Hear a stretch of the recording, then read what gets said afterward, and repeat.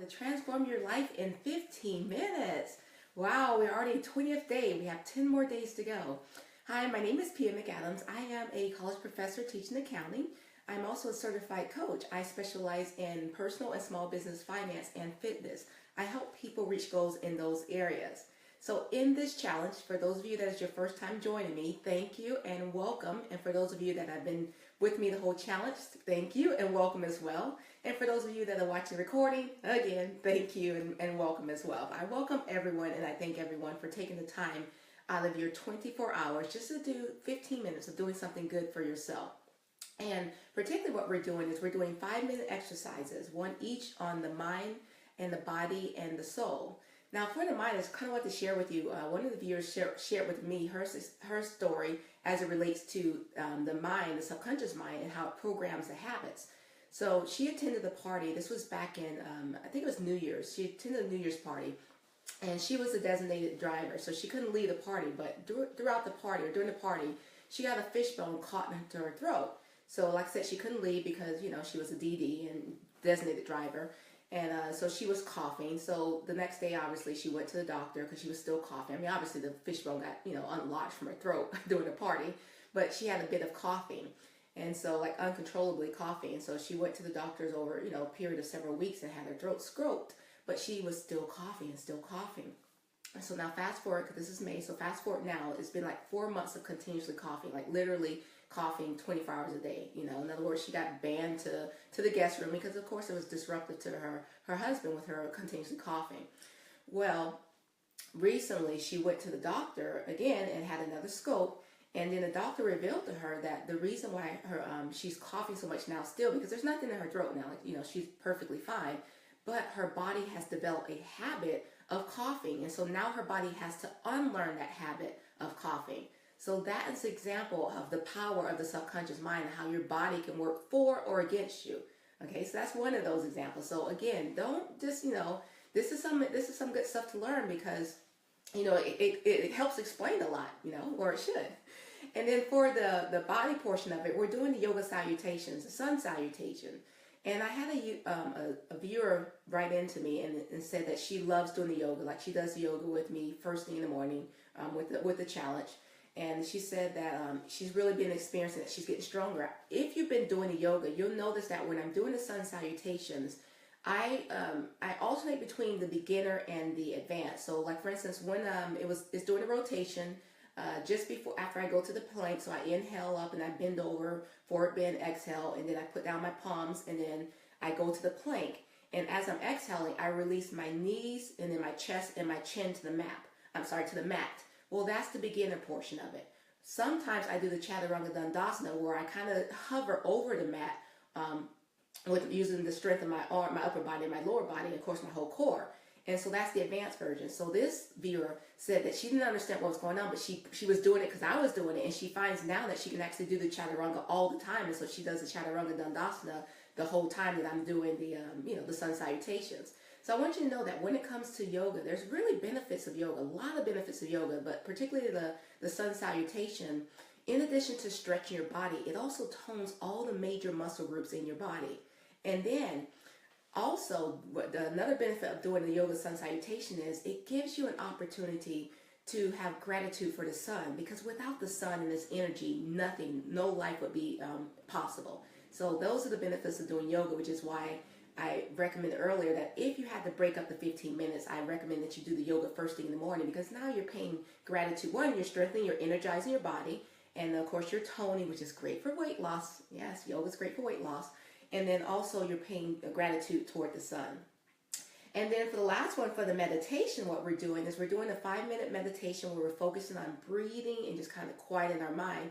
And I had one viewer who wrote in, he's actually an attorney, so he has like he's a high-powered attorney. He's in the corporate environment, so it's very, very busy for him. He said that he doesn't always get a chance to meditate, consistently on at a regular time, I should say. But he said that what he's been doing is in his office, like as it gets a little stressful, he has a few minutes here or there. He would just kind of like quiet his mind and just take a few breaths. He said he'd try to do it no less than 3 times, like 3 deep breaths where he just kind of slow his breath down. And he finds that he's less stressed, and it also improves his concentration when he goes back to his work. So again, these are some of the transformation stories that I've been hearing from my viewers, and I appreciate you writing them in, and I'll be sharing more, particularly as we get closer toward the end. So if you're just joining us, we are again doing 3 5-minute exercises, one each for the mind, the body, and the soul. For the mind portion, we're reading this book called Psycho-Cybernetics by Dr. Maxwell Maltz. And then for the body, we're doing the yoga salutation. And then again for the meditation, for the soul, we're doing meditation. So now in the book, we are learning about the power of our self-conscious. Like overall, that's what this book is about. And this is letting us know that we have an internal guidance system that pretty much guides us toward our goals. And it's automatic, but it's based upon our self-image. So we're learning different tools in order to help us reprogram our self-image in order for us to reach our goals. Now we're concluding chapter 5 today, and where we left off is basically the title of the last, actually I think it was 2 titles back. We learned about Let Sleeping Dogs Lie, and basically what that's saying is this: it's not necessary for you to drudge up the past, or what the past failures or things that's happened to your past. It's not necessary to drudge those up in order for you to move forward in the future. We can use the rational thinking, which is the portion that we're talking about now, using the power of rational thinking to help you get past that. In other words, and what I'm talking about specifically are like failures. Like for instance, let's say that you set a goal and you failed to reach that goal. Instead of concluding that you are a failure because you didn't reach that goal, take the time to think about what you're saying to yourself, and then ask yourself, is that rational? Is that logical? Like, is it really rational because I didn't reach this one goal that I'm really a failure, or did I just fail to reach this goal? So that's what we're talking about here. So we're going to conclude chapter 5 today, and this I'm going to read underneath. It says, what rational thought can and cannot do. Now, remember, your automatic mechanisms can easily function as a failure mechanism as it can as a success mechanism, depending on the data you give it to process and the goals you set for it. So again, as I mentioned, we have an automatic guidance system, and think in terms of your Garmin. I love that analogy, your Garmin, which is your car navigation, or TomTom, or Magellan. And so what you do is you actually just program in your destination, and it calculates the routes for you, and then it tells you where to go. Well, we have that same type of system in our brain, but it's much more sophisticated and up to date than what any Magellan or TomTom or Garmin can do. And so that's what we're talking about now with the automatic mechanism, because it automatically will program us to our target that we set. But obviously this assumes that we are setting goal. Good morning, Nisi. I see you. Okay, so let's see. It is basically a goal-striving mechanism. The goals it works on are up to you. Many of us unconsciously and unwittingly, by holding negative attitudes and habitually picturing failure to ourselves in our imagination, set up goals of failure. Also remember that your automatic mechanism does not reason about or question the data you feed it. It merely processes it and reacts appropriately to it. It is very important that the automatic mechanism be given true facts concerning the environment.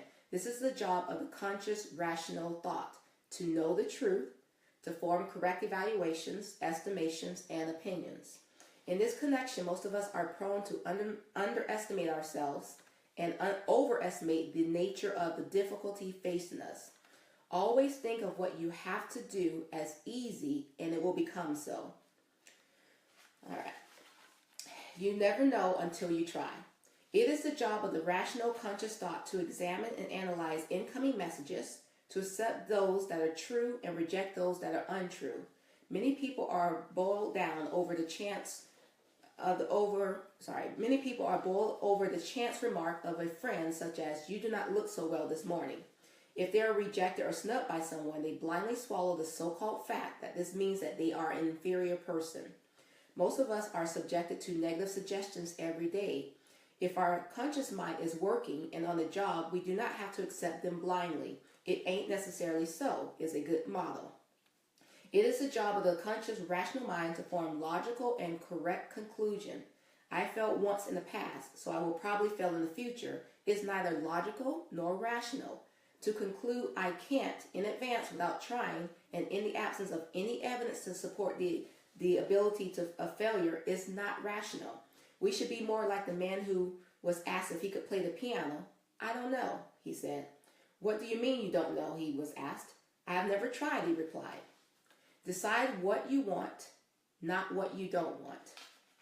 It is the job of the conscious rational thought to decide what you want, select the goals you wish to achieve, and concentrate on these rather than on what you do not want. To spend time and effort concentrating on what you do not want is not rational. When President Eisenhower was General Eisenhower in World War II, he was asked what would have been the effect of the Allied cause if the invasion troops had been thrown back into the sea from the beaches of Italy. It would have been very bad, he said, but I never allowed my mind to think in that way. Keep your eye on the ball. It is the job of your conscious mind to pay strict attention to the task at hand, to what you're doing and what is going on around you so that these incoming sensory messages can keep your automatic mechanism currently advised of the environment and allow it to respond spontaneously. In baseball parlance, you must keep your eye on the ball. It is not the job of your conscious rational mind, however, to create or to do the job at hand. We get ourselves into trouble when we either neglect to use conscious thinking in a way that it is meant to be, or when we attempt to use it in a way that it was never meant to be used. We cannot squeeze creative thought out of the creative mechanism by making conscious effort. We cannot do the job to be done by making strained conscious efforts. And because we try and cannot, we become concerned, anxious, and frustrated. The automatic mechanism is unconscious. We cannot see the wheels turning. We cannot know what is taking place beneath the surface. And because it works spontaneously in reacting to present and current needs, we can have no imitation or certified guarantee in advance that it will come up with the answer.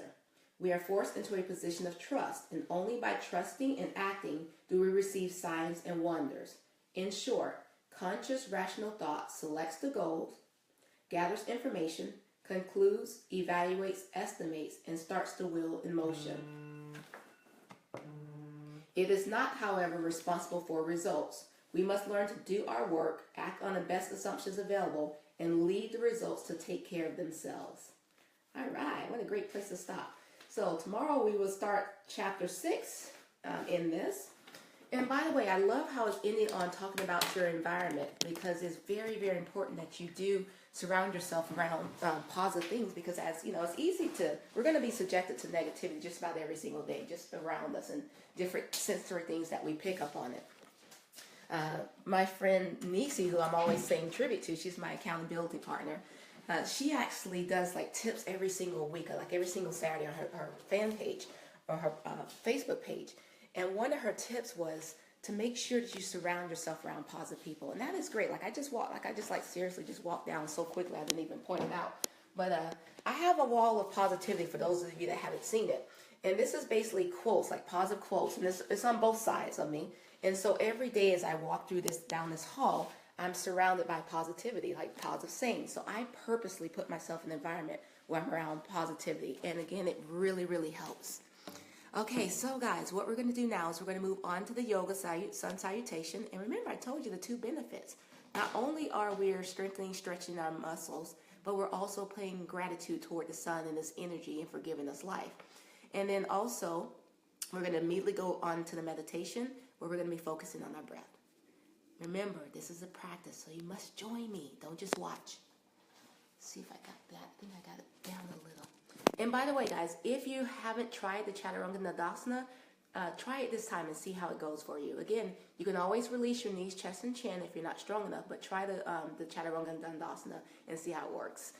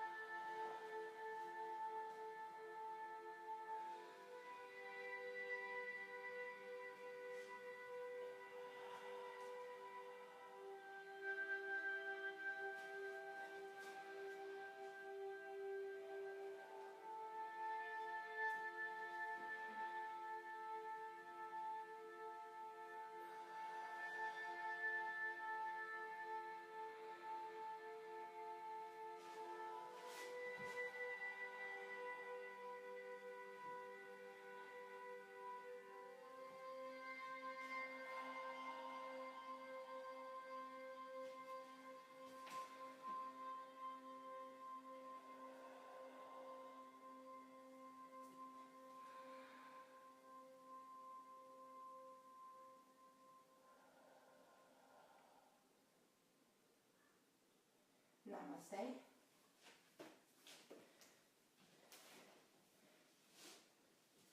Okay, this will bring us to the meditation. Again, get a nice comfortable position. Remember using Ujjayi breaths. Inhaling for a count of 1, exhaling for a count of 2. Just kind of close your eyes, clear your mind, and breathe.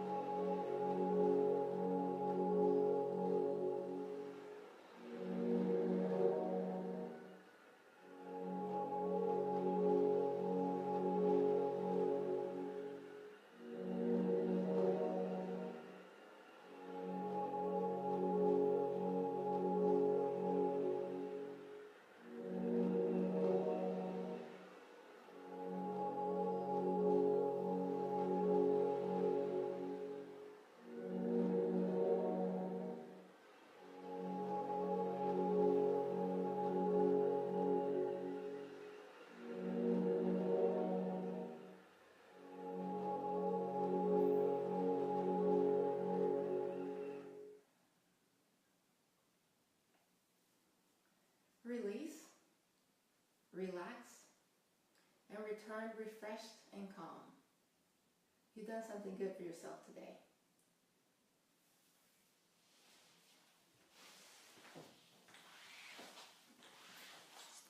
Well, that concludes day 20 of the Transform Your Life in 15 Minutes. I will see you same time tomorrow, right? Bye. Have a good day.